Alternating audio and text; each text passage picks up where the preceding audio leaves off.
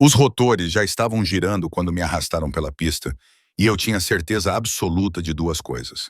O homem que esperava naquele helicóptero tinha ouvido cada palavra do protocolo do meu pai e estava decidindo naquele momento se valia a pena me manter viva. Só mais tarde compreendi que aquele telefonema foi o momento em que minha vida se dividiu em duas. Naquela manhã, no caos climatizado do terminal de aviação privada da Polarmo, eu estava consertando os erros de outras pessoas e tentando não pensar no fato de que meu chefe estava decidindo se valia a pena me manter empregada. Sarafina, temos um problema. A voz de Marco chiava no fone de ouvido, tensa com o tipo de pânico que significava que alguém importante estava prestes a ficar furioso. O jato de Marsella. Número de cauda errado na pré-autorização da alfândega. Eu já estava abrindo o arquivo antes mesmo de ele terminar de falar. 3 telas, 6 janelas, meus dedos se movendo por sistemas que a maioria dos coordenadores levava anos para navegar às cegas. O erro saltou aos olhos imediatamente. Um dígito trocado que teria deixado um avião de 60 milhões de euros em terra e um diplomata francês, que certamente mantinha listas. Preso. Corrigido, eu disse, enviando a documentação corrigida. Nova autorização aprovada. Eles nunca saberão que isso aconteceu. Silêncio. Então, quanto tempo você levou? 90 segundos. Mais silêncio. Eu podia imaginar Marco em seu escritório de vidro, lutando com o fato de que eu tinha acabado de salvar seu emprego pela 4ª vez neste mês e ainda assim recebia como alguém que atendia telefones. Bom trabalho. Ele finalmente conseguiu. Mas Sarafina, sobre a próxima avaliação, aquela em que você decide se meu risco de reputação vale a pena me manter empregada. Sua expiração foi resposta suficiente. Meu pai estava morto há 3 anos, mas em certos círculos, ser filha de Antônio Doyle significava que você era um trunfo ou um passivo. Marco havia decidido em qual categoria eu me encaixava. Vamos discutir isso na próxima semana, disse ele, o que significava que já havia decidido. Não respondi. Apenas registrei a correção, preparei as próximas 3 partidas e tentei não calcular quantos dias eu tinha antes que o risco à reputação se tornasse ex-funcionária. O mundo da aviação era pequeno. Se você fosse colocado na lista negra da Polarmo, teria sorte se conseguisse coordenar voos de carga na Albânia. Meu telefone vibrou. Um número desconhecido com prefixo internacional que eu não reconhecia. Quase não atendi. Deveria ter confiado nesse instinto. Mas meu pai me ensinou que algumas ligações não podem ser ignoradas. Então, afastei-me da minha mesa e fui para um canto tranquilo, perto do corredor de manutenção, e atendi na língua que ele me ensinou para emergências. Pronto, Chia. A voz do outro lado era mais velha. Um homem trêmulo. Antônio. O protocolo do Antônio. Preciso do protocolo. Meu sangue gelou. Ninguém deveria ter esse número. Ninguém deveria saber essa frase. Quem é? Ele disse que, se algo acontecesse, sua filha iria desacelerar. Meu cérebro operacional entrou em ação da mesma forma que quando os jatos desviaram no meio do voo e os ricos começaram a ameaçar com processos judiciais. Onde você está? No abrigo Reagusa. Mas eles descobriram e estão vindo. Tenho 12 dias antes de testemunhar e eles vão me matar antes que eu possa fazê-lo. 12 dias e um testemunho contra alguém perigoso o suficiente para caçar testemunhas em supostos abrigos. O que você precisa? Ele disse que você poderia mover pessoas, que você tinha raízes. Eu tinha. O último presente do meu pai tinha sido conhecimento. Como ler manifestos, como redirecionar sem levantar suspeitas, como mover alguém invisível quando os canais legais estavam comprometidos. Ele tinha protegido 3 testemunhas antes que alguém decidisse que ele sabia demais. Posso ajudar, eu disse, mas preciso entender a ameaça. Quem comprometeu o abrigo? Não sei, mas eles estão perto. Posso sentir. Foi quando ouvi. Respiração. Não da testemunha. De outro lugar na linha. Ouvindo, gravando, triangulando. Desligue esse telefone, eu disse em italiano, rápido e incisivo. Destrua-o. Eu vou encontrar outro jeito. A linha caiu. E no silêncio repentino daquele corredor de manutenção, eu entendi 3 coisas com perfeita e terrível clareza. Alguém tinha acabado de me ouvir falar o protocolo siciliano. Eles sabiam que eu estava conectado à testemunha e já estavam se movendo. Minhas mãos não tremiam. Essa era a parte estranha. Meu pai costumava dizer que o pânico era um luxo para pessoas que tinham tempo, e eu herdara sua capacidade de manter a calma quando a sala pegava fogo. Eu tinha talvez 1 hora, talvez menos. Abri a grade de segurança do aeroporto no meu telefone, examinando as imagens das câmeras da mesma forma que aprendera a examinar rotas de voo, procurando anomalias, quebras no padrão, ameaças se movendo contra o tráfego. Lá, 2 SUVs no estacionamento executivo. Marca errada para a clientela habitual. Janelas muito escuras. Posição perto das saídas do coordenador. Eles não estavam esperando que eu saísse. Estavam esperando para ver se eu fugiria. Voltei para minha mesa como se nada tivesse mudado. Entrei no sistema e comecei a criar um manifesto falso. Se eles estavam observando minha atividade no trabalho, eu precisava parecer exatamente alguém que não tinha acabado de destruir toda a sua vida em uma ligação telefônica. Sarafina, a voz de Marco atrás de mim. Você tem uma visita. Eu me virei. O homem parado na entrada do terminal não estava vestido como as equipes dos SUVs. Ele usava uma jaqueta de piloto, casual, mais cara, e se movia pelo espaço como alguém que passava muito tempo em aeroportos, mas nunca esperava em filas. Senhora Dove, seu sotaque era fraco. Grego, talvez? Houve uma mudança na programação. Você é necessária no local para uma verificação imediata de partida. Isso não era protocolo. Isso não era nada. Não tenho nenhuma partida marcada. O cliente solicitou você especificamente. Seu sorriso não chegou aos olhos. É sobre a consulta de rota da Reagusa que você acabou de processar. Meu coração parou. Eles estavam no meu sistema. Ouvir a ligação não foi suficiente.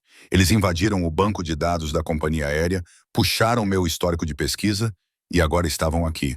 Marco olhou para nós confuso. Sarafina não faz verificações de campo. Não é o papel dela.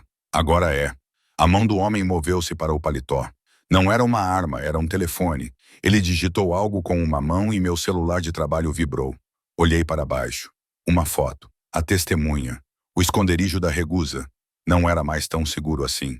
O helicóptero está esperando, disse o homem baixinho. Você pode ir a pé ou meus colegas no estacionamento podem ajudar. Mas estamos partindo agora. Olhei nos olhos dele, calculei minhas opções. Correr me levaria a ser pega no estacionamento. Lutar machucaria Marco. Gritar não me levaria a lugar nenhum em um terminal cheio de pessoas que aprenderam a não ver certas coisas. Vou pegar meu casaco, eu disse. Marco agarrou meu braço. Sarafina, o que é isso? Erro de agendamento. Eu menti. Vou resolver isso e volto em 1 hora. Seu aperto se intensificou. Por um segundo, pensei que ele realmente poderia me proteger. Então ele olhou para o homem com a jaqueta de piloto nos SUVs visíveis através do vidro do terminal e sua mão caiu. 1 hora. Ele disse. Ou chamarei a polícia. Ambos sabíamos que ele não o faria. A pista estava fria. O vento dos rotores transformou meu cabelo em uma arma contra meu rosto enquanto me conduziam pelo concreto, não me arrastando, mas também não me dando a opção de parar. O helicóptero era militar, sem marcas de companhia aérea. A porta estava aberta, e foi então que ouvi sua voz pela primeira vez. Coloque-a no assento à minha frente. Veio de dentro da aeronave, baixa e controlada. O tipo de voz que não precisava de volume porque tinha peso. Algo em meu peito apertou antes mesmo de eu vê-lo. Um instinto que eu não queria e não conseguia explicar. Como se meu corpo reconhecesse uma ameaça antes que meu cérebro pudesse processá-la. Eu entrei. O homem sentado à minha frente fez com que todas as ameaças que eu enfrentaria hoje parecessem um treino. Ele não se moveu quando eu entrei, não se levantou, não sorriu, não fez nada. Exceto me observar com um tipo de concentração que transformou o helicóptero em algo menor e muito mais perigoso do que era 10 segundos atrás. O ar mudou. Essa era a única maneira de descrever. A temperatura, a pressão, a maneira como o som parecia se curvar ao redor dele. Terno escuro, olhos escuros, talvez 40 anos, grego ou mediterrâneo. Presença física que não se anunciava porque não precisava. Meu coração bateu forte contra as costelas. Eu o odiei imediatamente. A porta se fechou com um estrondo. O piloto não esperou pela autorização. Apenas decolou como se o controle de tráfego aéreo fosse uma sugestão, não uma lei. O homem à minha frente ainda não tinha desviado o olhar. Sarafina, faça isso. Sua voz deslizou sob minha pele, calma e deliberada. Sente-se. Eu já estava sentada, mas meu corpo respondeu ao comando mesmo assim.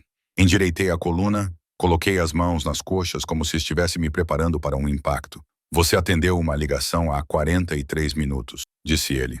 Em siciliano, usando um protocolo que está morto há 3 anos. Não sei o que você... Não, ele se inclinou para frente. O espaço entre nós desapareceu. Os cotovelos dele estavam nos joelhos, perto o suficiente para que eu pudesse ver a tonalidade exata dos olhos dele. Castanho escuro, quase preto, com uma borda dourada que eu absolutamente não precisava notar. Perto o suficiente para que a presença dele se tornasse física. Uma pressão contra o meu peito que fazia a respiração parecer um esforço. Minha garganta ficou apertada. Eu estava ouvindo essa frase há 2 semanas. Ele continuou baixando a voz, esperando que a testemunha se manifestasse, esperando para ver quem mais conhecia a assinatura de Antônio Drey. Eu me forcei a manter o olhar fixo nele, para não reagir ao calor que se acumulava no meu estômago, indesejado e completamente inadequado, considerando que eu estava sendo sequestrada. Você não está com o sindicato rival, consegui dizer. Não? Seu sorriso era afiado, frio, devastador. Eu sou o homem que eles estão tentando destruir matando sua testemunha. E você acabou de dizer a eles exatamente como fazer isso. Eu não disse. Você respondeu de acordo com o protocolo em uma linha comprometida, o que significa que agora eles sabem que a filha de Antônio está viva, operacional e protegendo alguém que eu preciso vivo por razões muito diferentes. O helicóptero inclinou-se. Eu agarrei o assento. Ele não se moveu, perfeitamente equilibrado, e eu vi a ponta de um coldre de ombro sob sua jaqueta. Forcei-me a respirar, a pensar além do meu pulso batendo forte nos meus pulsos, na minha garganta, em lugares que eu realmente não queria estar ciente naquele momento. Se você estava ouvindo, eu disse, então sabe que eu estava tentando ajudá-lo. Eu sei que você é coordenador de uma empresa de aviação de luxo.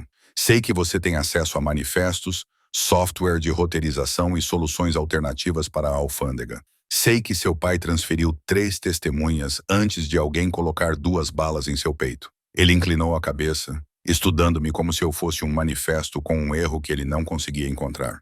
O que não sei é se você é um trunfo ou um risco. É a 2ª vez hoje que alguém me chama assim. Então você está tendo um dia muito ruim. Ele se recostou, a distância entre nós se abrindo novamente, e eu pude respirar normalmente pela primeira vez desde que ele se inclinou para a frente. Meu nome é Lucian Corinthos. Eu opero redes de logística em toda a Sicília. Portos, armazenamento, proteção. E neste momento, o sindicato provenzano está tentando tomar meu corredor, provando que sou fraco o suficiente para ser atraído. E eu sou a isca.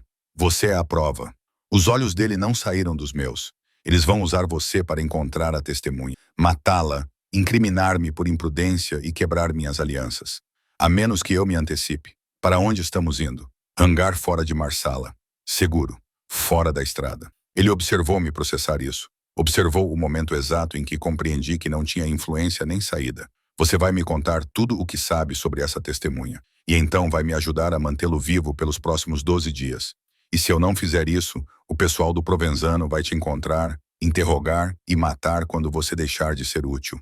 Ele disse isso como se fosse uma previsão do tempo. Factual, inevitável. Você se tornou parte disso no momento em que atendeu o telefone. Olhei para ele, para a arma, para a porta trancada e para o piloto que definitivamente não iria me ajudar. Minhas mãos estavam tremendo agora, não de medo, de adrenalina, do espaço confinado, do fato de que meu corpo estava fazendo coisas que eu absolutamente não podia permitir. Percebendo a maneira como ele se movia, a maneira como sua voz envolvia certas palavras, o calor ainda pesado e errado em meu estômago, eu o empurrei para baixo, enterrei-o, concentrei-me. Preciso de garantias. Eu disse, e ele ergueu a sobrancelha. Você está negociando. Você disse que não sabe se sou um trunfo ou um risco. Isso significa que ainda não decidiu o que fazer comigo. Mantive minha voz firme, profissional, no mesmo tom que usava com diplomatas que achavam que gritar lhes daria uma autorização mais rápida. Então, sim, estou negociando. Pela primeira vez, algo mudou em sua expressão. Não era bem um sorriso, algo mais sombrio, mais interessado. O que você quer? A testemunha permanece viva, não importa o acordo que você esteja fazendo. Ele testemunha em 12 dias. Concordo. Próximo, meu trabalho. E não posso ajudá-lo se estiver na lista negra de todas as redes de aviação da Europa. Eu cuido do Marco. Seu tom sugeria que Marco estaria muito motivado a cooperar. O que mais?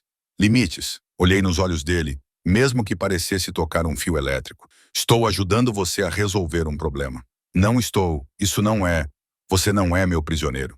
Ele terminou a frase como se já a tivesse ouvido antes. Você é um contratado com termos. Eu respeito os termos. Você pergunta a alguém que já trabalhou comigo. Seu sorriso era perigoso, do tipo que fazia meu estômago revirar de uma forma que eu me recusava a reconhecer. Eu cumpro minha palavra. É quebrá-la que custa mais caro. O helicóptero começou a descer. Pela janela, eu podia ver um hangar privado, isolado, cercado por campos vazios e uma única estrada de acesso. Sem testemunhas, sem câmeras, sem ajuda. Mais uma coisa, eu disse, com a garganta apertada por motivos que nada tinham a ver com medo. Se eu fizer isso, se eu ajudar você a manter a testemunha viva por 12 dias e resolver seu problema com Provenzano, você não será meu dono. Quando terminar, eu vou embora sem compromisso. Lucian me estudou por um longo momento. Seu olhar percorreu meu rosto, lento, minucioso, como se estivesse memorizando detalhes de que poderia precisar mais tarde. Meu pulso acelerou novamente. Traidor que era. Então ele estendeu a mão. Fechado. Eu a apertei. Seu aperto era firme, caloroso, sua palma áspera em alguns pontos, o que sugeria que ele não apenas dava ordens atrás de uma mesa. E eu odiei. Odiei absolutamente ter percebido a maneira como seu polegar roçou uma vez meus nós dos dedos antes de soltar. Não foi um acidente. Foi um teste. Minha respiração falhou. Ele percebeu. Eu sabia que sim, porque algo brilhou em seus olhos. Consciência. Confirmação de um caçador reconhecendo a presa que acabara de mostrar à garganta. Os patins tocaram o solo. Os rotores começaram a desacelerar. Bem-vinda ao meu mundo, Sarafina, disse Lucian, levantando-se. O helicóptero de repente pareceu menor com ele de pé. Sua presença preenchia espaços que eram respiráveis 2 segundos atrás. Temos 12 dias para manter uma testemunha viva e destruir o homem que está tentando usá-la contra mim. Tente não morrer no primeiro dia. Ele abriu a porta e saiu para o vento. E eu fiquei sentada ali, com o pulso ainda acelerado, a pele ainda quente onde ele me tocou, e percebi com perfeita clareza fria que acabara de concordar em passar 12 dias em um espaço confinado com um homem que fez meu corpo esquecer todos os pensamentos inteligentes que eu já tive. 12 dias. Eu poderia sobreviver 12 dias, provavelmente. Acordei na manhã seguinte em um quarto que não era meu, vestindo as roupas do dia anterior, com o tipo de clareza que só vem de dormir em um lugar onde as portas são trancadas por fora. O container estava silencioso. A luz da manhã filtrava-se pelas frestas nas paredes de metal, tornando tudo cinza e industrial. Sentei-me na cama, passei as mãos pelo cabelo e tentei lembrar-me da última vez que tinha tomado uma decisão tão catastroficamente estúpida. 12 dias com o senhor do crime grego. 12 dias para manter uma testemunha viva. 12 dias para provar que não era um risco. Uma batida à porta. Você está acordado? A voz de Dante, áspera, impaciente. Sim, o chefe quer você na sala de guerra. 5 minutos. Levantei-me, ajeitei minhas roupas e tentei parecer alguém que não tinha acabado de concordar em cometer vários crimes antes do café da manhã. A sala de guerra havia se expandido durante a noite. Mais telas, mais mapas, mais pessoas se movendo com o tipo de eficiência que sugeria que elas faziam isso muito antes de eu aparecer. Lucian estava na mesa central, revisando algo em um tablet. Ele parecia diferente à luz do dia, menos como uma ameaça em um helicóptero e mais como alguém que dirigia um império que exigia planilhas. Ele olhou para cima quando entrei. Você acabou dormindo. Ótimo. Você vai precisar. Ele apontou para a mesa. Temos um problema. Aproximei-me. O mapa mostrava a Sicília marcada com pinos coloridos e linhas de rota que eu reconheci da logística da aviação. Provenano tem movimentado cargas pelo meu corredor sem autorização. Lucian disse usando portos que eu controlo, alfândegas que eu paguei, rotas que eu construí. E ele tem feito isso há 3 meses. Como isso é possível? Porque alguém na minha rede tem lhe dado acesso. Ele pegou um tablet e me mostrou os registros de rotas. Estes são os manifestos de carga do armazém de Trapani. Notou algo em comum? Eu examinei os dados. Levei talvez 90 segundos para perceber o padrão. As declarações de peso não correspondem às capacidades dos contêineres. Eu disse que essas remessas estão listadas como equipamentos agrícolas, mas a tonelagem está errada. Pesadas demais para máquinas, leves demais para carga a granel. O que significa que alguém está transportando outra coisa e usando coberturas agrícolas para evitar a inspeção. Abrimos 3 manifestos específicos e olhamos para os carimbos de autorização. Todos foram processados fora do horário de pico, quando a equipe regular não está monitorando. A expressão de Lucian não mudou, mas algo mudou em sua postura. Sua atenção se concentrou. Quanto tempo você levou para descobrir isso? 90 segundos. Minha equipe está analisando esses registros há 2 semanas. Ele colocou o tablet na mesa. Você encontrou a discrepância em 90 segundos. É o que eu faço. Olhei nos olhos dele.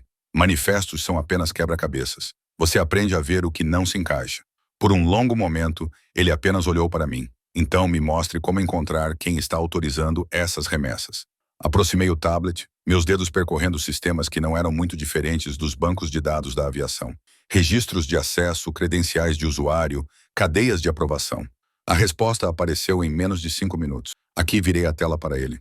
As autorizações alternam entre 3 IDs de usuário diferentes, mas todas acessam do mesmo terminal físico. O sistema de gerenciamento de armazém da armadilha e o padrão de acesso sugerem alguém com autorização elevada que sabe como cobrir seus rastros. Me dê nomes. Não posso identificar usuários a partir desses dados, mas posso dizer o terminal, o nível de acesso necessário e o padrão de comportamento. Eu abri um gráfico comparativo. Quem quer que seja, é bom. Está alternando credenciais para evitar detecção, espaçando as remessas para parecer aleatório e usando coberturas de carga legítimas. Mas cometeu erros. Todo mundo comete erros. Só que cometeu erros que aparecem nos padrões de dados, se você souber o que procurar. Lucian estudou a tela, depois me olhou. Você acabou de identificar uma violação de segurança que toda a minha equipe de inteligência deixou passar. Sua equipe de inteligência estava procurando pessoas. Eu procurei padrões. Afastei-me da mesa. Mas é mais fácil ver o sistema do que a pessoa escondida nele. Sarafina, sua voz era baixa, séria. É exatamente disso que preciso. Alguém que veja o que todos os outros deixam passar. Meu pulso acelerou. Não por medo desta vez, mas por algo mais perigoso. O reconhecimento de que ele me via como valiosa, como essencial. O que acontece com quem está fazendo isso? Perguntei. Eu os encontro. Eu os removo. Eu garanto que isso não aconteça novamente. Seu tom era natural, mas eu não os mato. Não é assim que eu opero. O que você faz? Depende se eles me traíram por dinheiro ou por coerção. Ele abriu uma tela diferente. De qualquer forma, eles perdem acesso, credibilidade e qualquer futuro neste mundo. É uma morte mais lenta do que uma bala, mas é permanente. Eu deveria ter ficado perturbada. Eu deveria ter me afastado da maneira casual com que ele discutia destruir toda a existência de alguém. Em vez disso, senti outra coisa. Alívio por ele ter regras, por a violência não ser sua primeira solução. Por talvez trabalhar com ele por 12 dias, não me transformar em alguém que eu não reconheceria. O dia seguinte começou com um café que parecia ter sido feito em uma van de vigilância e um telefonema que eu temia. O nome de Marco na tela do meu celular. Lucian me observou olhando para ele. Atenda. Coloque no viva voz. Eu fiz isso. Sarafina. A voz de Marco estava tensa. Profissional. Preciso que você volte ao terminal. Precisamos discutir sua ausência não autorizada. Estou lidando com um assunto de um cliente por 48 horas sem autorização. Ele exalou. A segurança revisou as imagens. Você saiu com um helicóptero não identificado, sem plano de voo, sem autorização. Eu teria que registrar um relatório. Meu estômago revirou. Marco. Lucian estendeu a mão. Eu passei o telefone para ele. Senhor Bellini, disse Lucian, com uma voz agradável e absolutamente assustadora. Meu nome é Lucian Corinthos. Sarafina está atualmente lidando com um assunto delicado de roteamento para minha organização. Ela voltará quando o trabalho estiver concluído. Silêncio do outro lado da linha. Então, Corinthos primeiro, eu não sabia. Agora você sabe. O tom de Lucian não mudou. Você receberá uma ligação esta tarde de alguém que você respeita muito. Essa pessoa confirmará que a ausência de Sarafina é autorizada, temporária e essencial para manter vários relacionamentos lucrativos com clientes dos quais sua empresa depende. Eu entendo. Entende mesmo? Porque se eu souber que você registrou qualquer relatório, iniciou qualquer investigação ou fez qualquer coisa além de proteger a posição dela até que ela retorne, a próxima ligação que você receberá será muito diferente. Uma pausa. Fui claro? Completamente claro. Lucian encerrou a ligação e me devolveu o telefone. Eu o encarei. Você acabou de proteger seu emprego. Conforme combinado, ele voltou para a mesa como se não tivesse acabado de fazer meu chefe parecer que estava prestes a chorar. Você não tem utilidade para mim se estiver na lista negra das redes de aviação. Quem vai ligar para ele? Alguém que possui 40% da empresa de aviação para a qual Marco trabalha. Lucian procurou um contato em seu telefone. Ele ligará para Marco às 14 horas. Às 14 horas e 15 minutos, você terá uma licença formal e uma nota de desempenho brilhante em seu arquivo. Você pode fazer isso. Eu posso fazer muitas coisas, Sarafina. E a maioria delas envolve fazer os problemas desaparecerem antes que se tornem catastróficos. Seus olhos encontraram os meus. Seu emprego está seguro. Pare de se preocupar com isso e concentre-se em manter a testemunha viva. E assim, o peso que eu carregava desde ontem, o medo de perder tudo o que construí, de ser colocada na lista negra, de me tornar inempregável, desapareceu. Ele resolveu tudo com um telefonema. Obrigada, eu disse baixinho. Não me agradeça. Você mereceu isso por ter encontrado essa brecha. Ele apontou para as telas. Agora, vamos descobrir como entrar em contato com sua testemunha sem que Provenzano intercepte. No dia seguinte, eu parei de contar as horas e comecei a pensar em operações. Operação 1. Estabelecer comunicação segura com a testemunha. Operação 2. Verificar se o esconderijo em Ragusa estava realmente comprometido ou se era apenas paranoia. Na Operação 3, construir uma rota de extração que Provenzano não pudesse prever. A testemunha, cujo nome era Paulo, eu descobri, era ex-coordenador de logística de uma rede de tráfico que transportava pessoas pela Sicília como se fossem carga. Ele mantinha registros detalhados, abrangentes e comprometedores que destruiriam não apenas a operação de Provenzano, mas outras 6 redes que operavam no Mediterrâneo. E em 8 dias, ele deveria testemunhar. Por que Provenzano quer ele morto? Perguntei a Lucian, observando-o revisar as imagens de vigilância de Ragusa. Se o testemunho de Paulo destrói várias redes, por que Provenzano está levando isso para o lado pessoal? Porque estou protegendo ele. A voz de Lucian era monótona. Provenzano sabe que, se eu conseguir levar Paulo para Roma, testemunhar com segurança e demonstrar que minha rede pode proteger testemunhas de alto valor, me tornarei o corredor mais confiável da Sicília. E isso o ameaça. Isso o destrói porque a única coisa que ele tem sobre mim é a reputação. Ele é mais barulhento, mais público, mais disposto a dar exemplos. Lucian recostou-se na cadeira. Mas se eu provar que a competência silenciosa vence a violência pública, todos os clientes dele virão para mim. Então, isso não é sobre Paulo. É sobre você. É sobre os dois. Seus olhos encontraram os meus. Preciso de Paulo vivo porque ele merece justiça, mas também preciso dele vivo porque transferi-lo em segurança é a maior vitória estratégica que posso alcançar contra Provenzano. Estudei-o, tentando encontrar a mentira, o ângulo, a parte que não encaixava. Você realmente se importa, disse lentamente, com as pessoas que ele está a testemunhar para proteger. Não me faça parecer nobre, Sarafina. Eu não sou. Mas algo cintilou na sua expressão. Algo quase humano. Simplesmente não lucro com o sofrimento. Existem maneiras mais limpas de construir um império. O dia seguinte trouxe o primeiro teste real. Um dos contatos portuários de Lucian relatou atividades incomuns perto da região de Ragusa. Veículos desconhecidos, padrões de vigilância que sugeriam que alguém estava mapeando rotas e janelas de tempo. Provenzano está sondando, disse Dante, revisando as informações.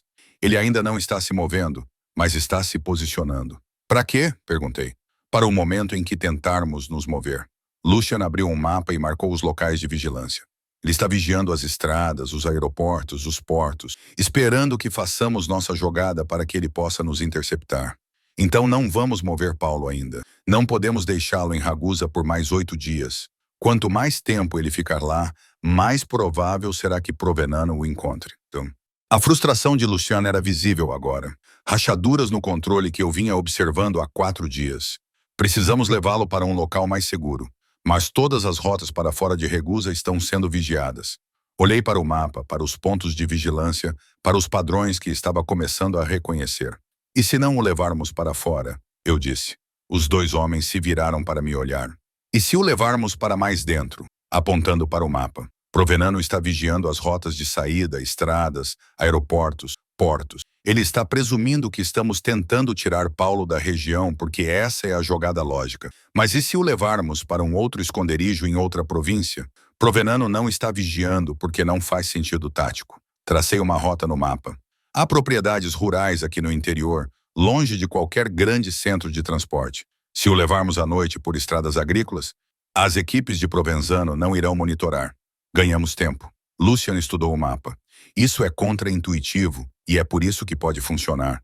Também nos prende. Se Provenzano descobrir que Paulo ainda está em Ragusa, ele bloqueará toda a província. Então não lhe daremos tempo para descobrir. Abri um calendário. Mudamos hoje à noite. Damos a ele 5 dias no novo local. Tempo suficiente para a vigilância de Provenzano mudar de foco. Então, no dia 11, vamos levá-lo para o aeródromo de Camisó e mandá-lo embora de avião antes que alguém perceba que nunca planejamos uma extração por terra. Dante olhou para Lucian. É arriscado, mas é inteligente. Os olhos de Lucian estavam em mim. Você está pensando como alguém que já fez isso antes. Estou pensando como alguém que redireciona jatos em torno de mau tempo e incidentes diplomáticos. Encarei seu olhar. Os mesmos princípios. Evite o caminho óbvio. Use o timing e a distração. Haja quando todos estiverem olhando para a direção errada. Por um longo momento, ele não falou nada. Então faremos do seu jeito. Dante, coordene o transporte. Quero Paulo transferido até meia-noite. Dante assentiu e saiu. Lucian ficou de pé, cruzado onde eu estava, ao lado da mesa de mapas. Você acabou de mudar toda a nossa estratégia de resgate, disse ele baixinho. Isso é um problema? Não. Sua voz era suave, quase questionadora. É a primeira vez em 3 anos que alguém me dá um plano melhor do que o que eu já tinha. Minha respiração parou. Não por medo, mas pela proximidade, pela maneira como ele estava me olhando. Como se eu fosse uma variável que ele não havia levado em conta e não conseguia resolver. Sarafina, ele disse meu nome como se estivesse testando seu peso. Se isso funcionar, se mudarmos Paulo esta noite e Provenzano não perceber, você terá salvado toda a operação. E se não funcionar, então ambos aprenderemos o que acontece quando confio no julgamento da pessoa errada. Seu sorriso era tênue, autoconsciente. Mais uma vez, havia uma história ali, uma ferida, algo que explicava por que cada decisão estratégica parecia um risco que ele estava avaliando em relação a falhas passadas. Mas antes que eu pudesse perguntar, Dante voltou com atualizações logísticas e o momento se fragmentou. No 6º dia, foi a primeira vez que vi Lucian realmente preocupado. A transferência de Paulo tinha funcionado. Ele estava no novo esconderijo, rural e isolado, com 2 das pessoas mais confiáveis de Lucian vigiando-o. E Provenzano tinha respondido, não com violência, mas com informação. Um vazamento para um jornalista local sobre a filha de Antônio Dovi trabalhando com redes logísticas sicilianas. Meu nome, meu trabalho, a história do meu pai. Tudo isso reunido em uma história que me fazia parecer exatamente o que Provenzano queria. Um criminoso seguindo os passos de um criminoso. O artigo seria publicado em 2 dias, a menos que alguém o impedisse. Você pode impedir? Perguntei a Lucian. Posso atrasar, talvez impedir completamente, se aplicar pressão suficiente. Ele estava analisando as opções em seu tablet, passando por contatos e pontos de influência. Mas a informação já está divulgada.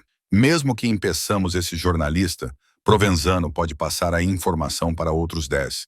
Então, minha reputação estará destruída de qualquer maneira. Não destruída. Complicada. Ele colocou o tablet de lado. Posso controlar a narrativa. Transformei-a em uma história sobre um coordenador ajudando as autoridades. Faço você parecer um trunfo, em vez de um criminoso. Mas isso requer a cooperação de pessoas que não controlo totalmente. Vai funcionar? Provavelmente. Ele olhou nos meus olhos. Mas há um custo. Que custo? Você ficará visível, conhecido, conectado à minha rede publicamente. Sua voz era cautelosa. Você pediu seu emprego para sobreviver a isso. Eu posso proporcionar isso. Mas sua privacidade, sua capacidade de sair limpo quando isso acabar, isso se torna mais difícil. Sentei-me e processei o que ele estava realmente dizendo. Uma vez que meu nome estivesse conectado à operação dele, eu não poderia simplesmente desaparecer. Eu seria marcada, rastreada, associada para sempre ao tipo de mundo que matou meu pai. Se você quiser sair, Lucian disse baixinho, este é o momento. Posso levá-la para um lugar seguro, pagar pelo trabalho que você fez. Ou seja, você nunca mais precisará me ver depois que Paulo testemunhar. E a testemunha. Vou encontrar outra maneira de levá-lo. Você vai? Olhei para ele. Sério? Olhei para ele. Porque em 6 dias resolvi 2 grandes problemas que você não conseguiu resolver sozinho. O vazamento do armazém, a rota de extração. Se eu for embora, você realmente tem outra maneira? Ou está apenas me oferecendo uma saída que sabe que vai custar a operação? Sua expressão era indecifrável. Isso importa? Sim, porque se você está me oferecendo liberdade sabendo que isso vai destruir tudo o que construímos, isso não é respeito. Isso é culpa. Talvez seja as 2 coisas. Ele se inclinou contra a mesa. 3 anos atrás, alguém permaneceu na minha operação quando deveria ter ido embora. Eles ficaram porque eu precisava deles. porque o trabalho era importante, porque eu os convenci de que eram essenciais, e isso os destruiu. Sofia, sua cabeça se ergueu. Como você, Dante a mencionou uma vez de passagem. Eu me levantei. Não sou a ilusão dela. Todo mundo diz isso. Eu sei.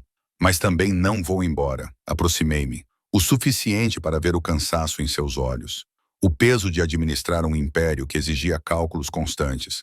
Não porque você precisa de mim. Porque eu preciso disso. Esse trabalho com propósito que importa.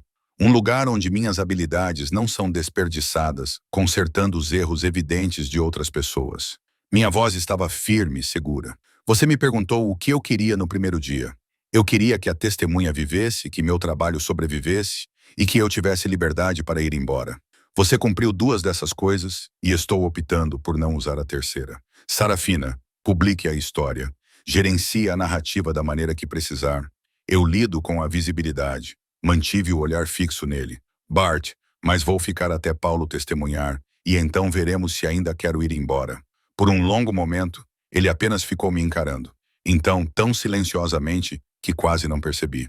Você vai acabar se matando. Talvez, mas vou morrer fazendo algo que importa, em vez de atender telefones para um chefe que acha que sou um peso. Algo mudou em sua expressão.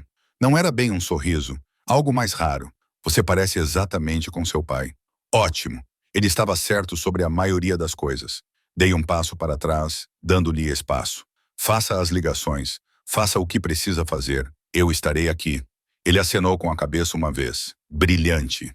Então pegou seu telefone e começou a fazer minha privacidade desaparecer.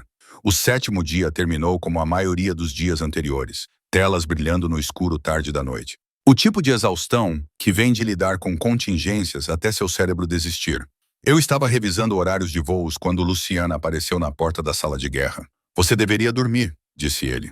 Você também. Eu vou dormir mais tarde. Ele entrou na sala carregando 2 xícaras de café que cheiravam significativamente melhor do que qualquer coisa que tivéssemos bebido durante toda a semana.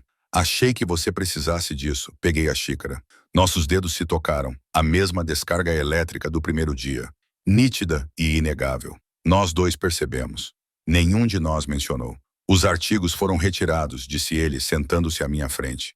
Troquei 3 favores e uma quantia significativa de dinheiro, mas eles sumiram. Seu nome continua limpo. Obrigada. O próximo será mais difícil. Provenano não vai parar de tentar te expor. Ele bebeu seu café. O cansaço era visível na maneira como se comportava. Mas tem certeza de que quer continuar visível? Tenho certeza de que não quero fugir. Não é a mesma coisa. É quase a mesma coisa. Coloquei minha xícara na mesa. Posso te perguntar uma coisa? Pode perguntar. Talvez eu não responda. Sofia, o que aconteceu com ela? Sua expressão fechou. Essa não é uma conversa para esta noite. Quando é uma conversa para? Talvez nunca, mas ele não se levantou. Não foi embora. Por que você quer saber? Porque você está comparando todas as decisões que eu tomo com as dela. E se eu vou ficar pelos próximos 5 dias? Preciso saber com o que estou sendo comparada. Lucian ficou em silêncio por um longo momento. Ela era minha coordenadora de logística. Brilhante, implacável, exatamente o tipo de pessoa que você precisa neste mundo. Eu confiava nela completamente. E ela vendeu informações de rotas para meus concorrentes porque eles estavam mantendo sua irmã como refém. Ela fez uma escolha. A família acima da lealdade, e eu não soube disso até que metade da minha rede já estivesse comprometida. Sua voz era monótona, vazia. Quando descobri por que ela fez isso, sua irmã já estava morta. E eu já tinha destruído a vida de Sofia por me trair. Onde ela está agora? Não sei. Ela desapareceu. Procurei por 3 anos. Eu procurei. Seus olhos encontraram os meus, porque escolhi minha ferida em vez da verdade, e não posso desfazer isso. Meu peito apertou. Sinto muito. Não peça. Isso me ensinou uma lição importante. Seu sorriso era amargo. A confiança é um risco neste mundo. Os sistemas são mais seguros. Então por que você está confiando em mim? Não estou. Estou testando você.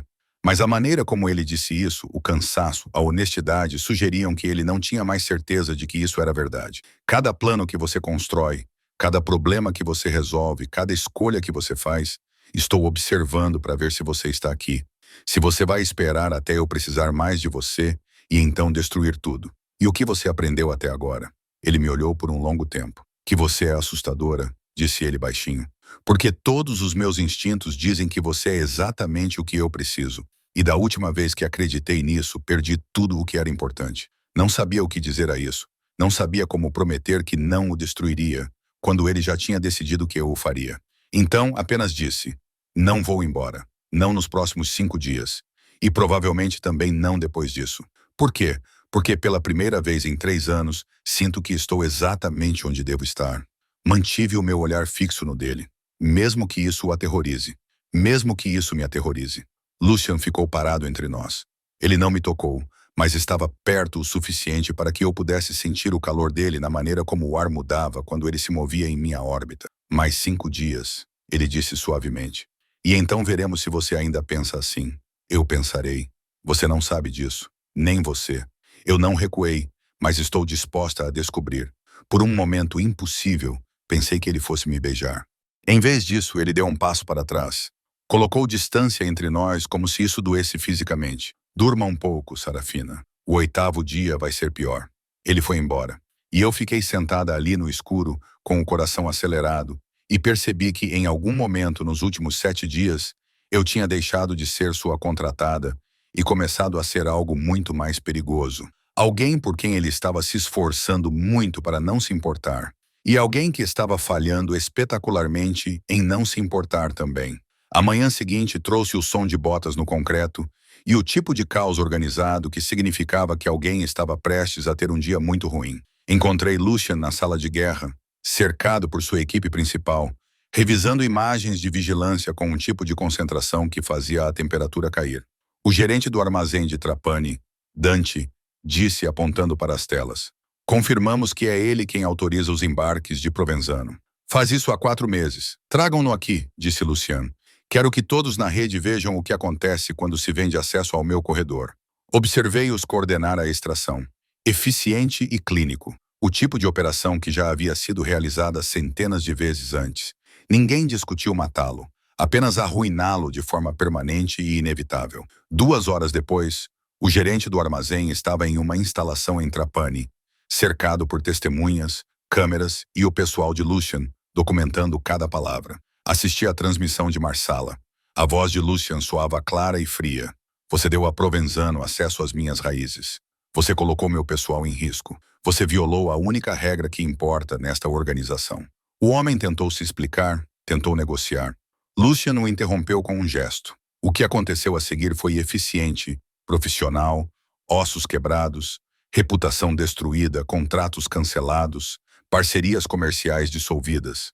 O tipo de destruição sistemática que o acompanharia pelo resto da vida. Desviei o olhar. Isso te incomoda, observou Dante ao meu lado. Ele quebrou o braço de alguém por vender informações. Ele quebrou o braço de alguém por comprometer uma operação que alimenta 300 famílias. O tom de Dante era natural. O chefe não pune erros, ele pune traição. Há uma diferença. Meu telefone vibrou. Número desconhecido. Eu olhei para ele. Um instinto gritava que atender seria um erro. Eu atendi, mesmo assim. Senhora Dove, a voz era mais velha. Sotaque siciliano culto. Meu nome é Santo Provenano. Acredito que você esteja me procurando. Meu sangue gelou. Dante virou a cabeça rapidamente para mim. Ele articulou com os lábios. Alto-falante. Eu apertei o botão. Não estou procurando por você, eu disse com cuidado. Não.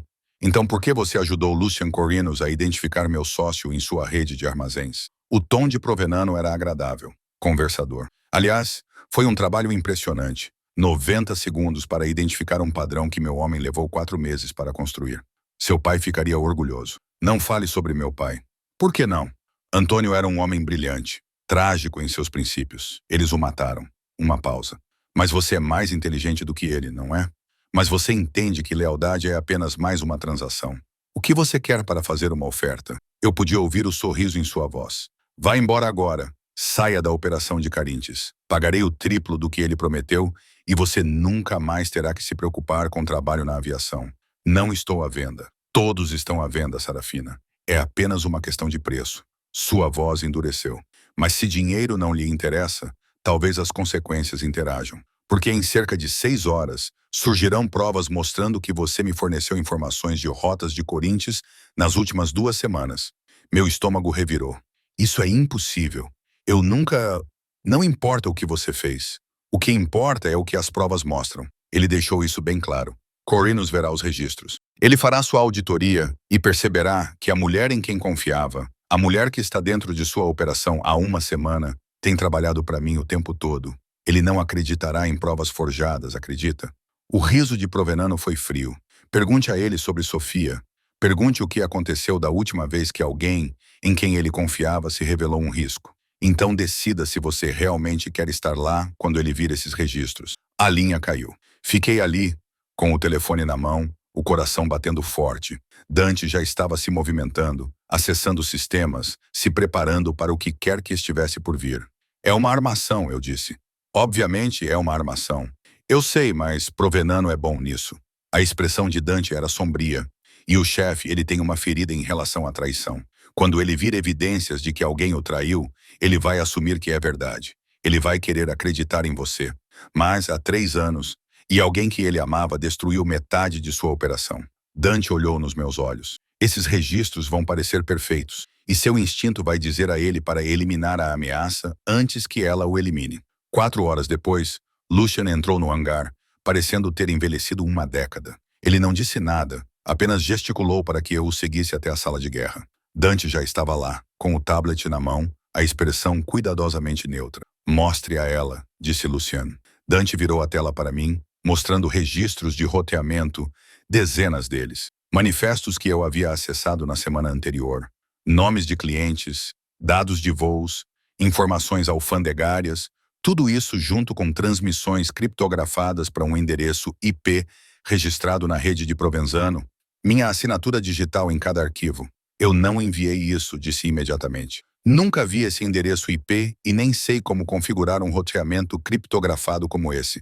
Mas você acessou esses manifestos. A voz de Lucian era monótona, vazia. Sim, para você criar a cobertura de evacuação médica, verificar a rota de extração de Paulo, analisar a segurança da sua rede. Olhei para os dois. Isso é exatamente o que Provenzano disse que faria.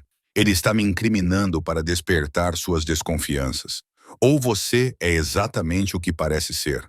Os olhos de Lucian estavam frios. Um infiltrado que está me enganando desde que eu o tirei daquele terminal. Você não acredita nisso? Não sei no que acredito. Ele se aproximou. Esses registros mostram transmissões que remontam ao dia anterior à minha extração, antes mesmo de você saber que eu existia. Então os registros de data e hora são falsos. Os metadados batem. Os protocolos de criptografia correspondem aos métodos conhecidos de Provenzano. Os padrões de acesso se alinham com suas sessões de trabalho. Sua voz estava ficando mais baixa, mais perigosa. Tudo isso parece real porque ele é bom em armações. Ele me disse que faria isso. Ele me ligou há 4 horas e me avisou que as provas estavam chegando. Agora eu estava gritando. Perda de controle. Por que eu te contaria sobre a ligação se estivesse realmente trabalhando para ele? Para criar uma cobertura e parecer inocente antes que as provas fossem divulgadas. A expressão de Lucian era uma máscara. É uma jogada inteligente. É exatamente o que eu faço. A sala ficou em silêncio. Dante olhou para nós dois, claramente calculando o quão ruim isso estava prestes a ficar.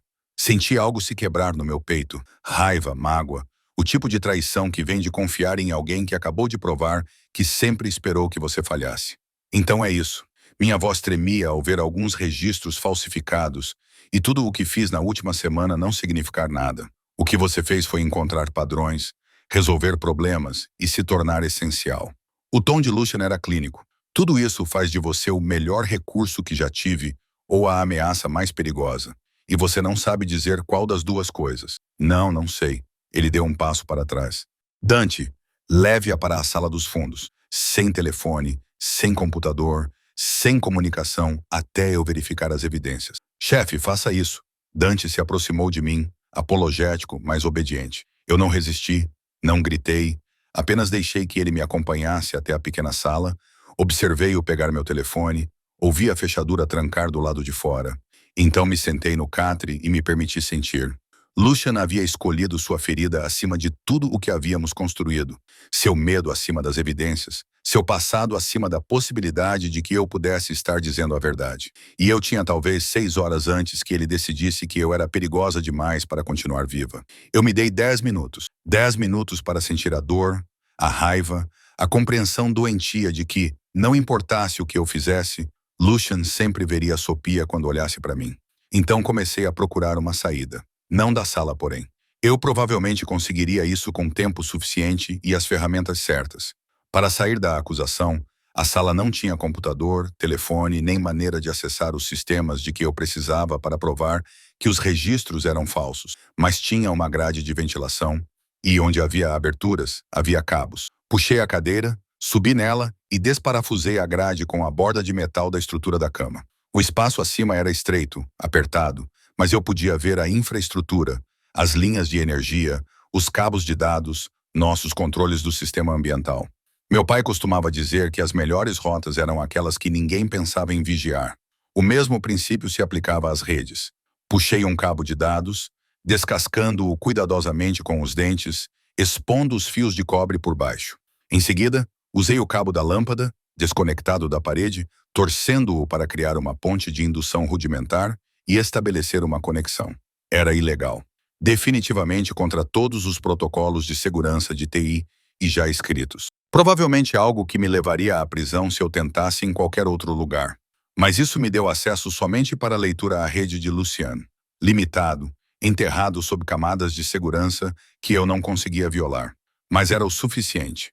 Abri o manifesto que Provenzano havia falsificado com minhas credenciais, meus registros de data e hora, minha suposta traição, e comecei a procurar as falhas. Levei 90 minutos para encontrá-las. E os registros de data e hora estavam perfeitos. As credenciais estavam perfeitas. A criptografia estava perfeita. Perfeita demais.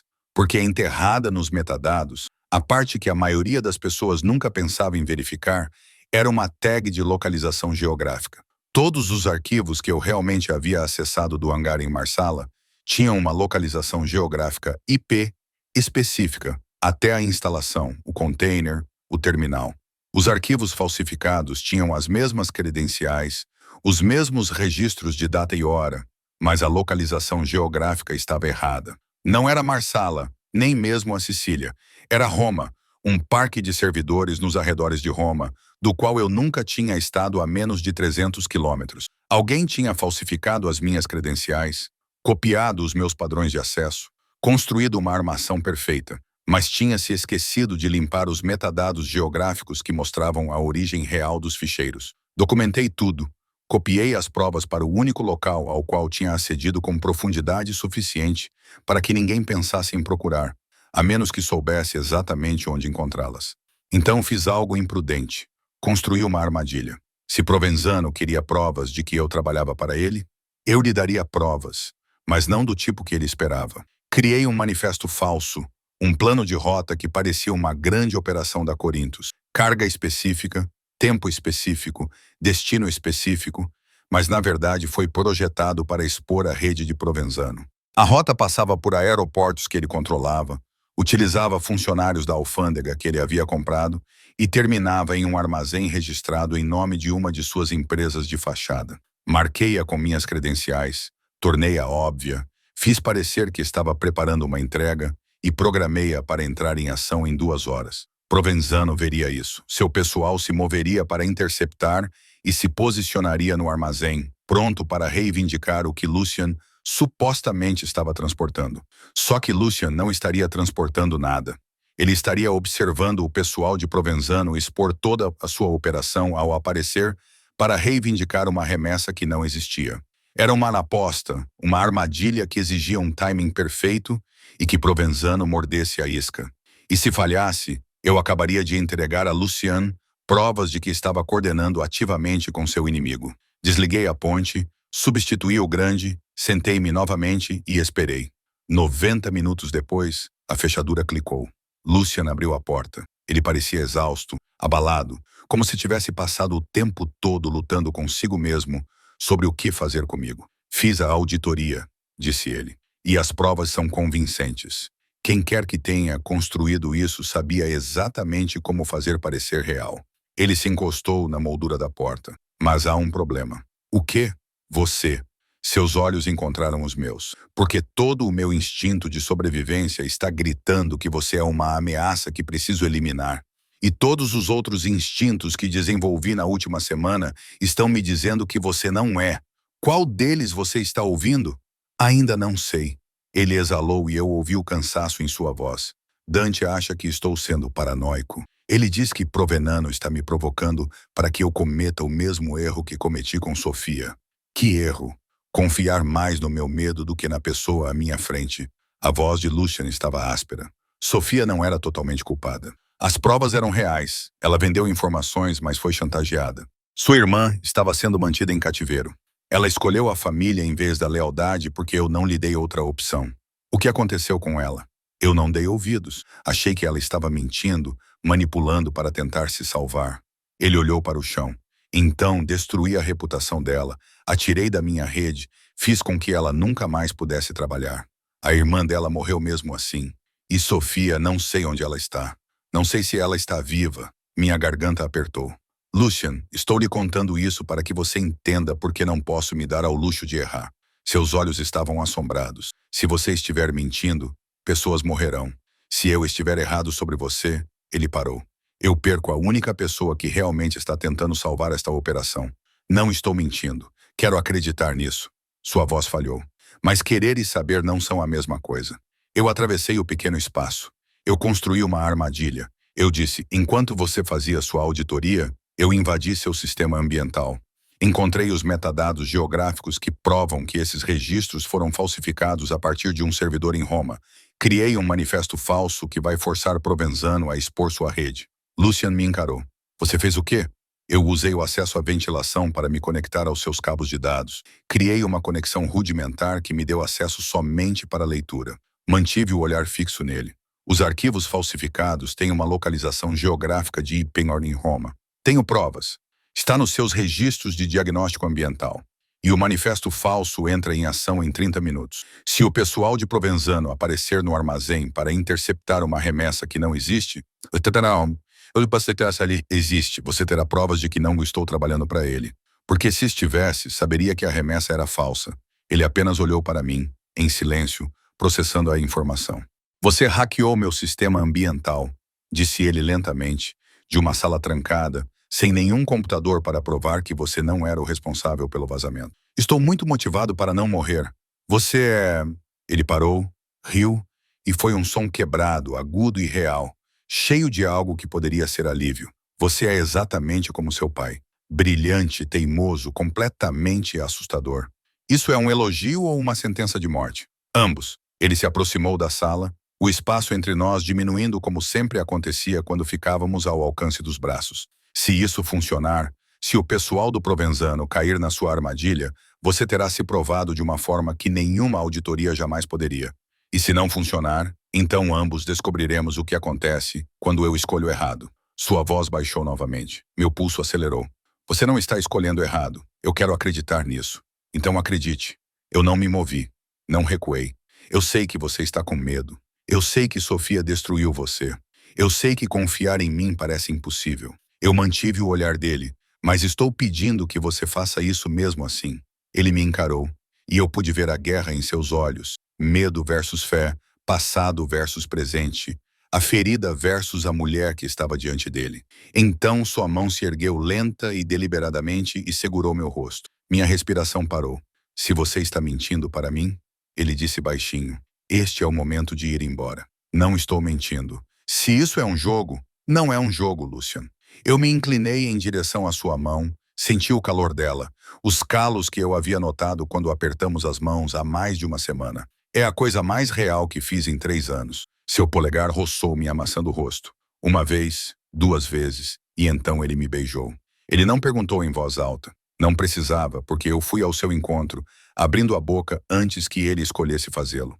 Foram 8 dias de feridas tentando cicatrizar no espaço entre a boca dele e a minha. A mão dele deslizou para o meu cabelo, inclinando minha cabeça para trás, e então eu agarrei a frente da camisa dele, porque o mundo acabara de se reorganizar em torno desse único momento. Eu o beijei de volta com força, desesperada, escolhendo isso, escolhendo ele, escolhendo a confiança, em vez de todos os instintos inteligentes que diziam que isso era perigoso.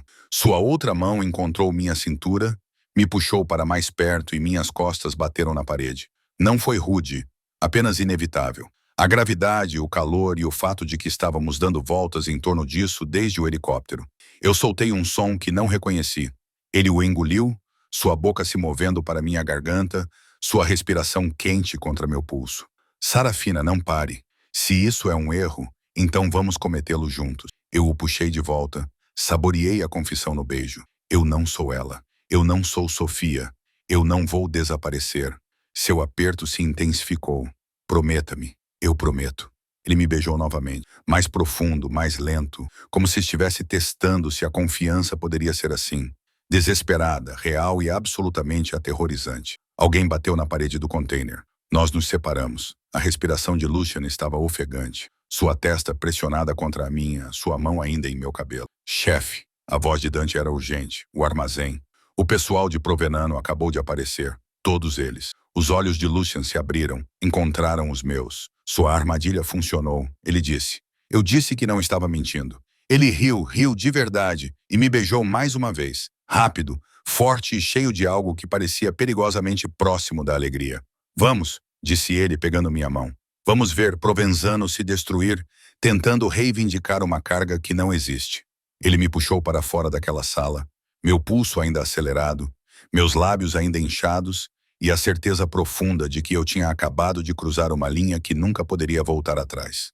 Eu o escolhi, assim como ele me escolheu. Agora só precisávamos sobreviver aos próximos 4 dias.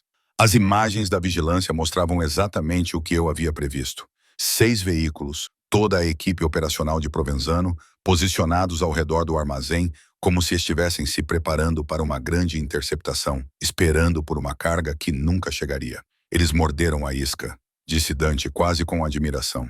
Eles realmente acreditaram que ela estava preparando uma entrega porque o manifesto parecia perfeito. Lucian assistia às imagens com fria satisfação. Sarafina sabe como criar disfarces que passam na inspeção. Então, o que fazemos? Perguntei. Deixamo-los esperar. Lucian pegou no telemóvel. E enquanto eles esperam, vou fazer algumas chamadas.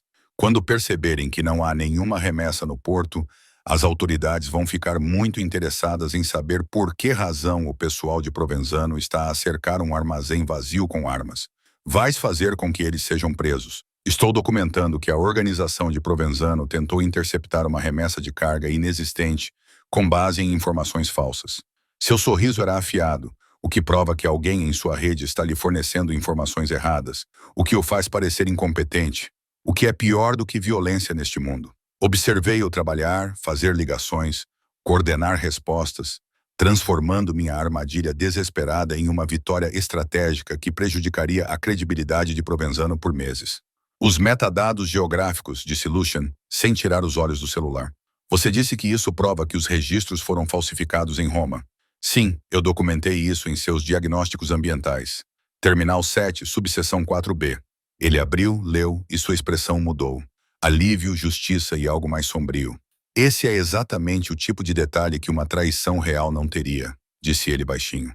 Um falsificador não pensaria em verificar as tags geográficas. Eles se concentrariam nas credenciais e nos carimbos de data/hora e presumiriam que isso seria suficiente. É por isso que eu olhei lá primeiro. Ele colocou o telefone na mesa e se virou para me encarar. Sinto muito, disse ele, por não ter acreditado em você imediatamente, por ter te prendido, por ter escolhido o medo em vez de... Ele parou. Por ter escolhido o medo, você está perdoada. Eu olhei nos olhos dele. Mas não faça isso de novo. Não farei. Você fará. Aproximei-me, porque a Sofia partiu algo em si que não sarará em 8 dias. E da próxima vez que alguém ameaçar esta operação, o seu primeiro instinto será a suspeita. Então, o que faremos? Perguntará diretamente a mim.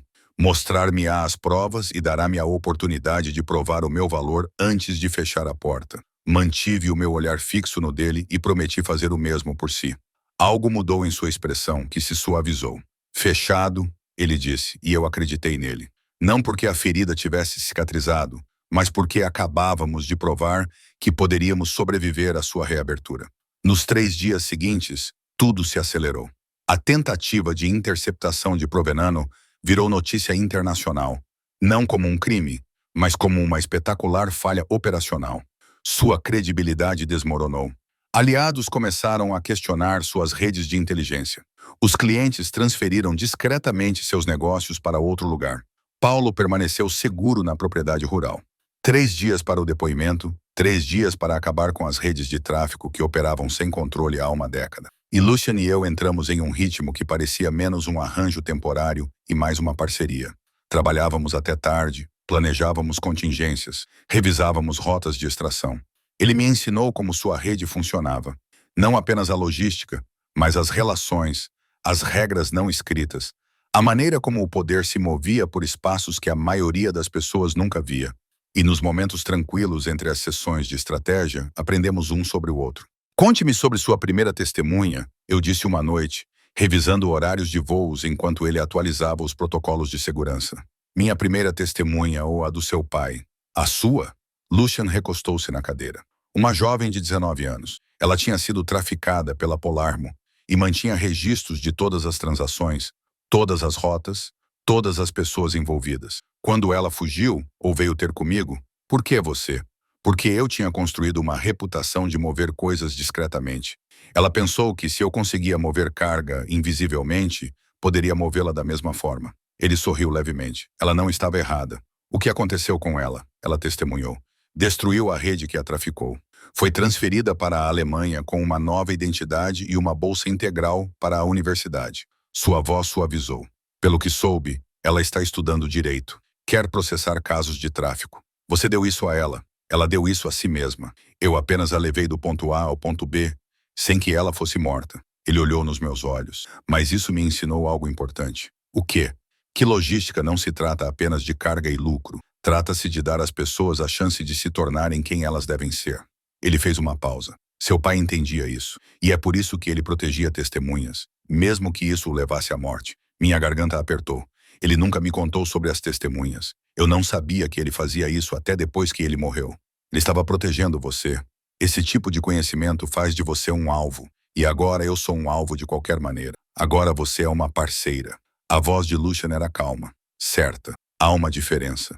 Olhei para ele, para as rugas que o cansaço havia gravado ao redor de seus olhos, para o modo como seu controle estava começando a se desgastar após 8 dias de estratégia constante. Quando isso acabar, eu disse com cuidado. O que acontecerá conosco? O que você quer que aconteça? Eu perguntei primeiro. Ele sorriu. Justo. Ele colocou seu tablet na mesa. Quero lhe oferecer um cargo. Oficial, não como contratado, mas como meu estrategista de logística. Parceria igualitária. Seu nome nas operações importantes. Meu coração disparou. E isso é perigoso, permanente, irreversível. Ele não desviou o olhar. Significa que você não pode voltar a coordenar voos para diplomatas e fingir que este mundo não existe. Significa que o legado do seu pai se torna totalmente seu. E se eu disser não, então mantenho minha palavra. Você sai limpo. Eu protejo sua reputação, garanto seu emprego e você nunca mais precisa me ver. Sua voz estava firme. Mas espero que você diga sim. Por quê? Porque você vê coisas que eu não vejo. Porque você pensa 3 jogadas à frente. Porque em 8 dias, você se tornou essencial. Ele se inclinou para a frente. E porque eu não quero que isso acabe. Eu também não. Mas antes que eu pudesse responder, Dante irrompeu na sala de guerra. Chefe, temos um problema. Lucian se levantou imediatamente. O que aconteceu? O esconderijo do Paulo. Foi comprometido. Meu estômago revirou. Como? Não sabemos, mas há veículos se aproximando. Vários. E não são nossos. A expressão de Lucian ficou fria. Quanto tempo temos? 15 minutos, talvez menos. Prepare todos. Vamos movê-lo agora. Lucian se virou para mim. A rota de extração de Kiso está pronta? Sim, mas deveria acontecer amanhã à noite. Os planos mudaram. Você pode fazer isso hoje à noite. Pensei na logística. Acesso ao aeródromo, liberação alfandegária, janelas de voo, autenticação de cobertura médica. Sim, eu disse, mas vai ser apertado. Teremos talvez uma janela de 2 horas antes que alguém perceba as discrepâncias na autorização. 2 horas são suficientes. Ele pegou o casaco e já estava se movendo. Você vem comigo, Dante. Coordene as rotas de distração. Faça Provenzano pensar que estamos indo para o norte. Para onde estamos indo realmente? Kiso, esta noite. Vamos acabar com isso antes que Provenzano tenha outra chance. E assim, 8 dias de planejamento se comprimiram em 2 horas de execução. O movimento final, o clímax para o qual estávamos preparando desde o momento em que atendi aquele telefonema. Peguei meu tablet e segui Lucian até o helicóptero. Tínhamos uma testemunha para salvar e 4 dias haviam se tornado 4 horas. O helicóptero cortava a noite como uma lâmina, os rotores gritando contra o vento que não deveria estar tão forte no final da primavera. Eu estava no assento do copiloto, com o tablet equilibrado no colo, acessando em tempo real os sistemas do aeródromo de Camisó, enquanto Lucien coordenava com Dante pelo fone de ouvido. A que distância estão os homens de Provenzano? Lucien perguntou. A 10 minutos da localização de Paulo, talvez menos. A voz de Dante era seca, profissional. Nossa equipe está no local, mas eles estão em desvantagem numérica de 4-1. Diga a eles para levarem Paulo ao ponto de extração. Nós os encontraremos no meio do caminho. Chefe, se Provenzano pegar você em campo aberto, ele me pegará também. O tom de Lucien não deixava margem para discussão. Não vou perder essa testemunha por ter jogado pelo seguro. Olhei para ele. Seu rosto estava sério, determinado, e reconheci a expressão após 8 dias observando-o tomar decisões impossíveis. Esse era o momento, o teste que definiria se sua rede permaneceria ou cairia. O acesso ao aeródromo está pronto, eu disse, dedos movendo-se pelo sistema de manifesto. Cobertura de evacuação médica ativada. Autorização diplomática da ONU garantida. A janela de voo abre em 90 minutos. Ela permanecerá aberta se nos atrasarmos? Por 20 minutos. Depois disso, a rotação da alfândega muda e perderemos nossa janela até de manhã. Então teremos 90 minutos para levar Paulo de um abrigo comprometido por 30 quilômetros de estrada aberta até um aeródromo que Provenzano certamente já conhece a essa altura. O sorriso de Lucien era afiado, perigoso. Deveria ser simples. Não foi simples. Nada na hora seguinte foi simples. O esconderijo estava pegando fogo quando chegamos, não totalmente tomado pelas chamas. Apenas o canto norte com fumaça preta subindo contra o céu estrelado. Um aviso, uma mensagem. Lucien saiu do helicóptero antes mesmo que os patins tocassem o chão. Gunround movendo-se em direção à estrutura com o tipo de eficiência fluida que vem de décadas sobrevivendo a situações exatamente como essa. Eu o segui, não porque tinha uma arma ou treinamento, mas porque tinha as coordenadas de extração. E Paulo não saberia em quem confiar sem mim. Fique atrás de mim, disse Lucien, sem olhar para trás. Sou o único que ele reconhecerá das ligações telefônicas. O que faz de você um alvo. Ainda bem que estou atrás de alguém com uma arma. Seu olhar dizia que discutiríamos minha definição de decisões seguras.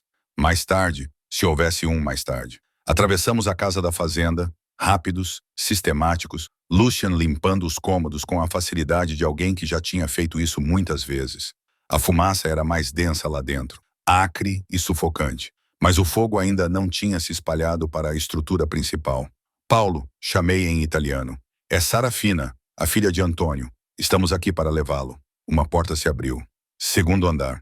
Um homem na casa dos 60 anos, cabelos grisalhos e aterrorizado, segurando uma pequena mochila como se contivesse toda a sua vida. E provavelmente continha. Eles chegaram há 20 minutos, disse Paulo, descendo as escadas rápido demais, quase tropeçando. Acenderam o fogo. Disseram que se eu não saísse, queimariam a casa inteira comigo dentro. Onde eles estão agora?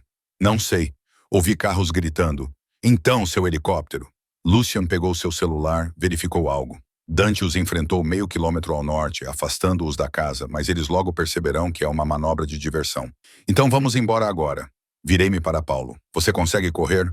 Se isso me mantiver vivo, sim. Ótimo, porque temos 30 quilômetros e 75 minutos. Corremos.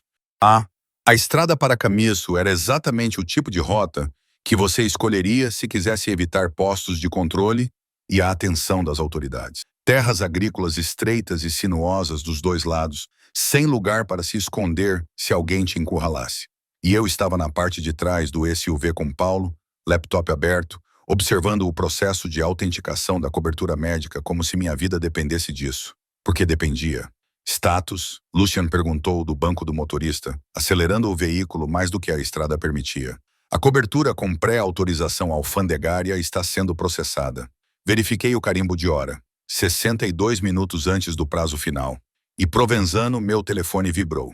Dante, atendi no viva voz. Chefe, eles descobriram o desvio. 3 veículos se separaram e estão indo para o sul, em direção a Camiço. A voz de Dante estava tensa.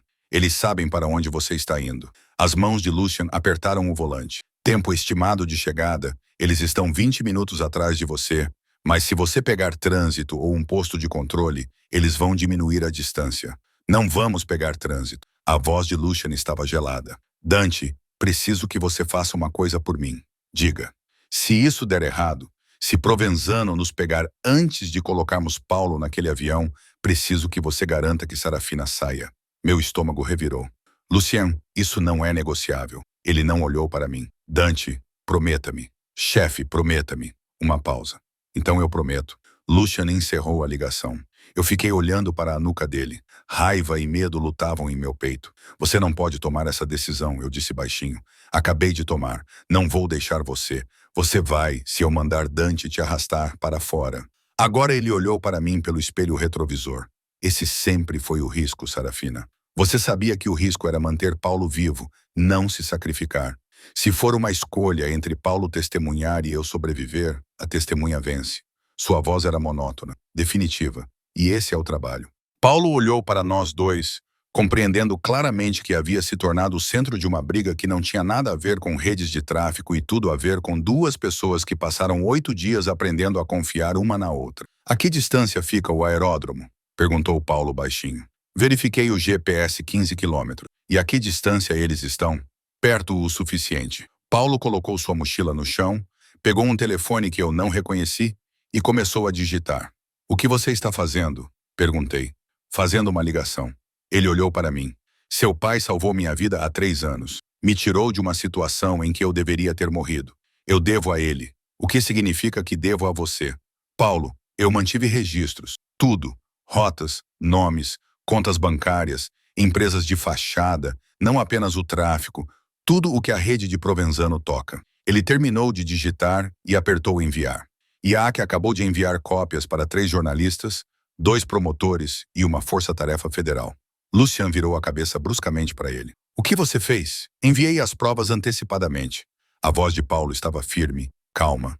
Se Provenzano me matar agora, não importa. O testemunho acontecerá de qualquer maneira através dos registros. Não é assim que funciona a proteção a testemunhas. Não me importo mais com proteção. Paulo encontrou os olhos de Lucian no espelho.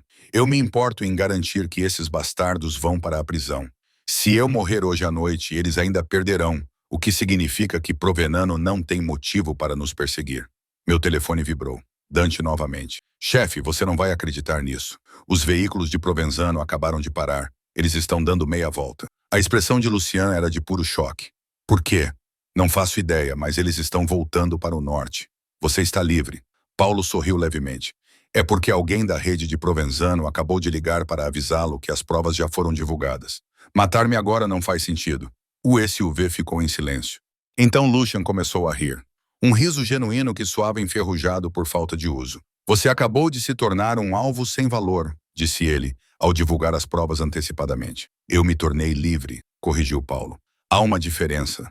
Olhei para aquele homem, com cerca de 60 anos, aterrorizado, segurando uma mochila e um telemóvel descartável, e vi exatamente o que o meu pai deve ter visto há 3 anos. Alguém corajoso o suficiente para sacrificar a sua própria segurança para garantir que a justiça fosse feita. Ainda vai testemunhar, disse eu pessoalmente, porque colocá-lo no banco dos réus torna tudo real de uma forma que os documentos nunca conseguirão. Eu sei, disse Paulo, pegando na sua mochila, mas agora vou viver o suficiente para fazê-lo. O aeródromo de Camisô, às 2 da manhã, parecia exatamente como qualquer outro pequeno aeroporto siciliano por onde já tinha passado. Com poucos recursos, falta de pessoal, ele é absolutamente perfeito para transportar pessoas que não queriam ser notadas. O avião de evacuação médica estava à espera. Um pequeno jato com marcas da ONU, tripulação que eu nunca tinha visto, mas cujas credenciais eu tinha verificado de 6 maneiras diferentes. Lucian acompanhou Paulo pessoalmente pela pista, e eu observei do SUV, certificando-me de que a documentação alfandegária fosse processada sem problemas. E foi, porque eu era muito, muito bom no meu trabalho. Quando Paulo estava seguro no avião, Lucian voltou para o veículo, sentou-se no banco do motorista, não ligou o motor, apenas ficou sentado olhando para o jato, enquanto ele taxia em direção à pista. Conseguimos, disse ele finalmente. Conseguimos. Paulo testemunha. Parti e olhou para o relógio. 6 horas, as redes entram em colapso. Provenzano perde tudo. E você vence. Nós vencemos. Ele se virou para me olhar. Você construiu a rota. Você identificou os padrões. Você o manteve vivo quando todo o meu plano desmoronou. Você me tirou de um aeroporto. Você protegeu meu trabalho. Você confiou em mim quando todos os instintos diziam para não confiar. Eu mantive o olhar dele. Nós fizemos isso juntos. Os motores a jato rugiram. Nós o vimos decolar, levando uma testemunha que destruiria 6 redes criminosas com seu depoimento. Levando a prova de que a competência silenciosa venceu a violência pública, que Lucian Corinthos era exatamente o que ele passou 15 anos construindo, o corredor mais confiável da Sicília. A oferta de parceria, disse Lucian baixinho. Você tem uma resposta? Eu vinha pensando nisso há 3 dias, durante o beijo, durante a crise de confiança. Eu havia abandonado a corrida desesperada para salvar uma testemunha que acabara de se salvar. Sim, eu disse. E quero garantias primeiro. Sua boca se contorceu, quase um sorriso. Você está negociando de novo. Estou esclarecendo os termos. Eu me virei para encará-lo de frente. Se eu fizer isso, se me tornar oficialmente seu estrategista de logística, preciso saber o que isso realmente significa. Parceria igualitária, seu nome nas operações, acesso total às redes e recursos e vida pessoal. E quanto a isso, eu tenho uma ou esse trabalho consome tudo? Lucian ficou em silêncio por um momento. Não vou mentir e dizer que este mundo respeita limites. Ele não respeita, mas eu os respeito. Se você precisa de tempo, espaço, separação entre o trabalho e sua vida, eu vou proteger isso. Mesmo que isso tenha um custo operacional, mesmo assim, sua voz era suave, segura. Eu não sou o erro de Sofia, Sarafina. Ou não vou sacrificar você pela rede. Nunca. Eu acreditei nele, não porque ele nunca cometesse erros, mas porque acabávamos de sobreviver ao maior teste. Sua ferida se abriu e nós dois lutamos para superar isso. Tudo bem, eu disse. Tudo bem, você precisa pensar sobre isso. Ou, tudo bem, você está dizendo sim. Ok, estou dizendo sim. Sorri com uma condição. Diga, teremos sono de verdade, comida de verdade, tempo de verdade para descobrir o que é isso, gesticulei entre nós. É quando não estamos operando e evitando ataques do sindicato. São 3 condições. Tática de negociação. Você deveria fazer uma contraproposta. Lucian se inclinou sobre o console central, perto o suficiente para que eu pudesse ver o cansaço em seus olhos, o alívio, e algo mais que parecia perigosamente com esperança. Contraproposta, ele disse baixinho. Nós temos sono, comida e tempo. Mesmo assim, descobrimos se isso é apenas adrenalina e proximidade ou se é algo que vale a pena construir uma vida. Minha respiração parou. Esse é um acordo melhor. Eu achei que sim. Ele me beijou suavemente dessa vez. Devagar, o tipo de beijo que não precisava de urgência porque finalmente tínhamos tempo. Quando ele se afastou, eu estava sorrindo. Então, o que acontece agora? Perguntei. Agora, voltamos para Marsala. Dormimos por 12 horas. Assistimos ao depoimento de Paulo destruir 6 redes de televisão ao vivo. Lucian ligou o motor e então começamos a construir algo que dure. Parece perfeito. Não será. Este mundo é brutal e complicado e você vai odiar partes dele. Provavelmente. Recostei-me no meu assento, mas sou boa em coisas complicadas e cansei de desperdiçar meu potencial com pessoas que acham que sou um risco. O sorriso de Lucian era verdadeiro, caloroso, do tipo que eu só tinha visto alguns lampejos ao longo de 12 dias. Bem-vinda à parceria, Sarafina. Dory. Fico feliz por estar aqui, Lucian Corinthos. Voltamos para Marsala enquanto o amanhecer começava a surgir sobre a Sicília e percebi que, em algum momento dos 12 dias, eu havia parado de fugir do legado do meu pai e começado a construir o meu próprio. 6 meses depois, o escritório tinha vista para o porto de Palermo. E se você não soubesse o que estava vendo, pareceria qualquer outra operação logística. Mesas, computadores, pessoas movimentando cargas pelo Mediterrâneo. Mas eu sabia o que estava vendo, e era lindo. A rota de Marsella está livre, eu disse, revisando o manifesto no meu tablet. Cliente confirmado. Alfândega pré-liberada, sem alertas. Dante assentiu do outro lado da mesa de conferência. E a rota alternativa, pronta se precisarmos. Eu estou, mas não vamos precisar. Abri o arquivo de contingência mesmo assim. O tempo está bom, sem complicações políticas. Deve correr tudo bem. Deve não é uma garantia neste ramo. Nada é garantido, mas a matriz de probabilidade favorece o sucesso. Sorri. Confie nos dados, Dante, ele resmungou. O que era a versão de Dante para concordar? 6 meses depois de iniciar esta parceria, aprendi a interpretá-lo da mesma forma que interpreto manifestos, procurando os padrões por baixo da superfície. A porta da sala de conferências se abriu. Lucian entrou, com o telefone colado ao ouvido, terminando uma conversa em grego que parecia muito boa ou muito ruim. Quando ele encerrou a ligação, estava sorrindo. A expansão em Atenas foi aprovada. Ele disse: teremos acesso total ao corredor no próximo mês. Essa é a terceira grande expansão neste trimestre. Abri o mapa de operações. Vamos precisar de mais coordenadores. Já estou cuidando disso. Dante vai entrevistar candidatos na próxima semana. Lucian se aproximou de mim, olhando para o mapa com o tipo de satisfação que vem de construir algo que realmente funciona. Como está a rota de Marsella? Perfeita, como sempre. Você disse isso nas últimas 9 operações. Como sou muito boa no meu trabalho, olhei para ele. Além disso, porque você contratou pessoas muito boas e me deu os recursos para planejar adequadamente. Parceria, ele corrigiu. Você não é contratada. Você é essencial. 6 meses. E ele ainda dizia isso como se estivesse surpreso com a verdade. O escritório havia mudado desde o depoimento de Paulo. As redes que entraram em colapso criaram oportunidades, principalmente legítimas para operações logísticas que não envolviam tráfico ou violência. Expandimos com cuidado. Ela construiu estrategicamente algo que operava nas áreas cinzentas, mas não cruzava para o lado negro. Não era perfeito. Ainda havia ameaças, ainda havia rivais que testavam nossos limites, mas lidávamos com eles juntos. Jantar hoje à noite? Perguntou Lucian, fechando a porta da sala de conferências depois que Dante saiu. Não posso ter uma reunião com o Conselho de Aviação sobre aquele cargo de consultor? O legítimo? O muito legítimo. 6 meses atrás, a empresa de Marco me ofereceu um cargo de consultora sênior, estratégia de enraizamento de alto nível, gestão de crises, o tipo de trabalho que usava minhas habilidades sem me pedir para fingir que meu pai nunca existiu. Eles querem que eu analise toda a rede mediterrânea deles em busca de ineficiências. Você vai dizer a eles que as ineficiências são intencionais? Eu sei que metade das raízes deles são projetadas para serem lentas, para que nossa rede possa superá-las. Eu sorri. Absolutamente não. Vou escrever um relatório muito completo que, misteriosamente, não menciona nossas vantagens competitivas. Adoro quando você é astuto. Você adora quando sou eficaz. Ambos. Ele me puxou para mais perto, colocando as mãos na minha cintura, num gesto que se tornou familiar ao longo de 6 meses, em que descobrimos o que era isso quando não estávamos trabalhando. Ambas as coisas são verdadeiras. Eu o beijei rápido, com facilidade, o tipo de intimidade que não precisava de urgência porque construímos algo que teve tempo para crescer. Eu preciso ir, eu disse contra sua boca. Reunião em 1 hora. Então, hoje à noite, depois da sua reunião. Hoje à noite. Peguei meu tablet, minha bolsa e me dirigi para a porta. Parei, me virei. Lucian, sim. Obrigada por quê? Por me ver e por confiar em mim. Por construir algo onde eu não preciso mais ser invisível. Sua expressão suavizou. Você nunca foi invisível, Sarafina.